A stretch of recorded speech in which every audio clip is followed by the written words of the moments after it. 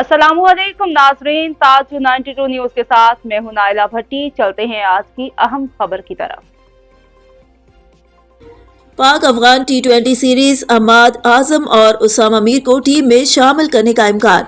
पाकिस्तान और अफगानिस्तान के दरमियान टी20 सीरीज का ऐलान आइंदा कुछ रोज में कर दिया जाएगा। जरा के मुताबिक पाकिस्तान और अफगानिस्तान बोर्ड्स के दरमियान टी20 सीरीज के मामलात हतमी मरहले में दाखिल हो गए हैं और अगले चंद रोज में 3 टी20 मैचेस की सीरीज के शेड्यूल का ऐलान कर दिया जाएगा। 3 टी20 मैचेस की सीरीज शारजा में खेली जाएगी। पाकिस्तानी टीम 23 मार्च को मुत्तहिदा अरब अमारात रवाना होगी। टी20 मैचेस की सीरीज एक हफ्ते के दौरान मुकम्मल कर ली जाएगी। बताया जा रहा है कि 2 टी20 मैचेस बैक टू बैक खेले जाएंगे। इसके अलावा कौमी सिलेक्शन कमेटी ने स्क्वाड के लिए मुशावरत भी शुरू कर रखी है।